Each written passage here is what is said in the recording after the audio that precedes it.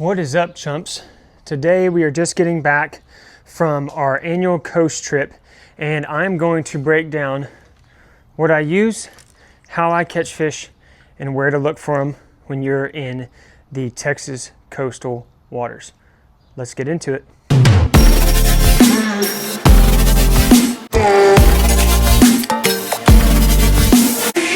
Okay, so I have 4 different setups that I like to use when down at the Texas coast. The first one being a 7-foot medium fast action. So whenever I'm throwing a little jig head, 16th ounce, 8th ounce with a K-wiggler on the back of it, I can really feel a lot of that rod tip as I'm casting it out. And then I like to go with a high-speed reel. So if I'm throwing it out there, I'm trying to keep it on the top of the grass flats or anything like that, I can reel really fast, and I can get those fish up and out of that grass so they don't dig down in there. I've caught 28-inch reds, caught 20-inch trout, anything and everything in between. This rod and reel combo is my go-to when I go to the Texas coast. This one in particular is a Catalyzer made by Arc. Great rods. Look for their deals. You can get 3 for $99. I order 6 at a time majority of the time, and then with just an Abu Garcia reel. And then my braid, I go with 20-pound braid. I know in the Texas coast we don't have clear waters like there are in Florida, so I just go straight braid right to the jig head and then cast out. And heck, you can see here we've caught many fish. We've caught limits every single day with the trout, and it's just been spending great. So this is my first go-to setup. Then my next setup when going offshore is I'm using the Defy Black. This is a 7/6 extra heavy rod. It's got good backbone to it. It's got good flexion, so I can feel the bites on the tip. On this particular rig, I was just throwing a knocker rig, straight up on braid. We caught a lot of red snapper with this rod. I'm going with a big 400 series reel. Just got this reel off of TikTok. I'll drop the link below. It's got the big handle to it so you can winch some of those big fish up out of the coral reefs. If that's where you're fishing, we were fishing some hard bottom stuff, and if you didn't get them out of there, they'd tuck you down in there and break you off and do those things there. And then outside of the rod and reel, I went with a 100-pound braid. And then every once in a while, we'll do a 100-pound leader if we're fishing with a snapper rig. But just since I was fishing with a knocker rig, I wasn't really too worried about the leader. And it was some clearer water.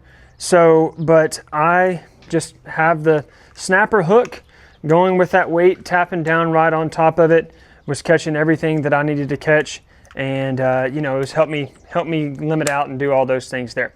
So got you my inshore setup, my offshore setup, and then now, lastly but not least, I was throwing this knocker rig with a leader to a jig head, and then I was nose hooking the croaker, throwing them out there, letting it drift into those sand patches from the grass, setting a hook, catching the fish.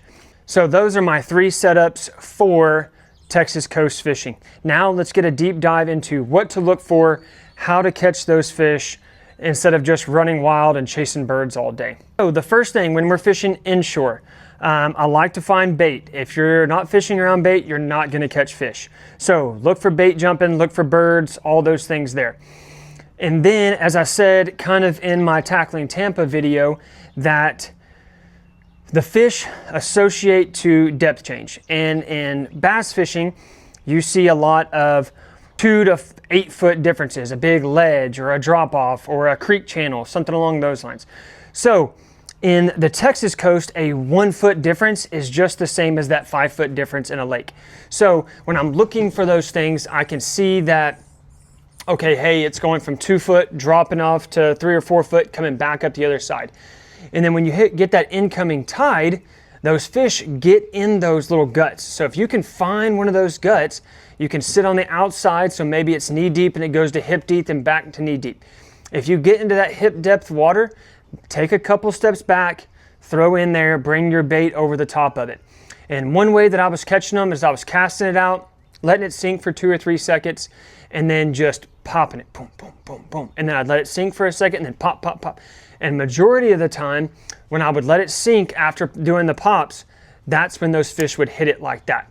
And I was catching them doing those over and over and over and over. And there would be days where my finger would be all cut up with trout fingers, what we like to call it, you know, when you're catching 50 to 60 trout a day.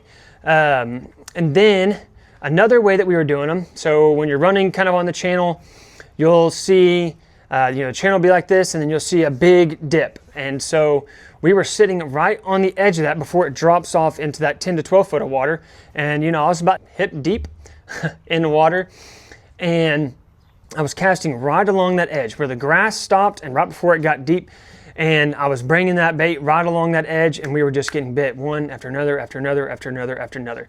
So those are two inshore things. Now let's talk about offshore. So offshore can be a very, very daunting task, especially if you don't have the right boat or anything along those lines. We took my buddy, Coach Cole's Guide Service. You've seen me post him in many other videos. He's more of a freshwater guide, but his front drive boat did great in the offshore stuff. It's a Blazer Bay. We were able to get in shallow water. We were able to run 25 miles offshore.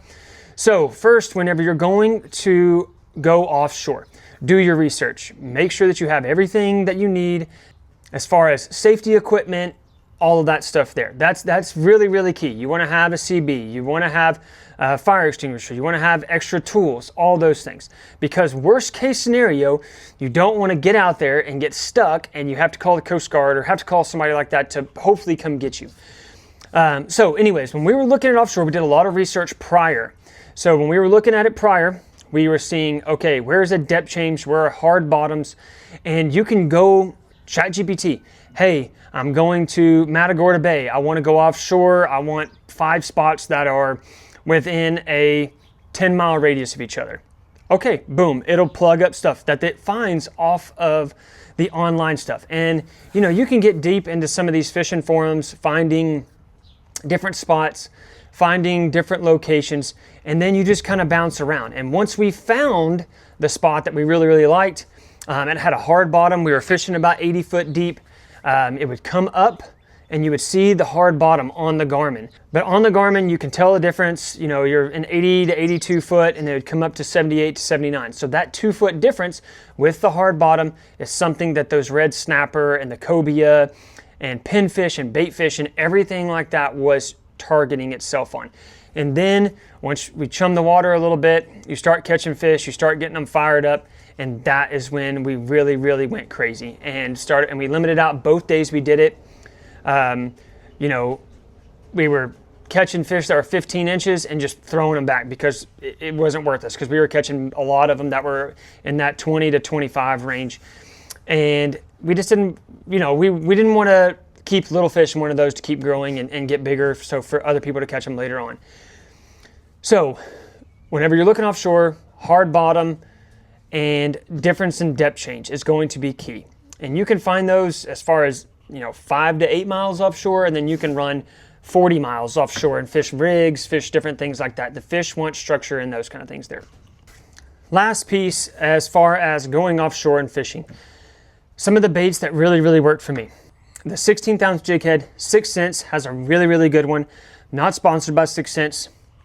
Still waiting for that. So come on, guys, let's get the ball rolling. Along with the 6 cents juggle minnow, and then the K Wiggler any color. We really caught them a lot on the red and red anything. Red plum, red with a chartreuse tail, chicken on a chain, anything in that kind of color really, really worked great for us this trip. I guess those fish were keen in on little shrimp, and those baits really worked good for us during this trip. I mean, we caught multiples on red, just having to buy bag after bag after bag after bag after bag.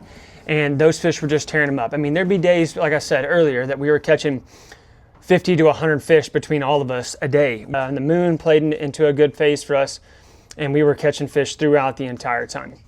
So those baits really worked good for us. And then any sort of cut bait, cut squid, cut mullet, pinfish, anything along those lines really, really worked good for us. And the bigger the chunk, the bigger the fish were.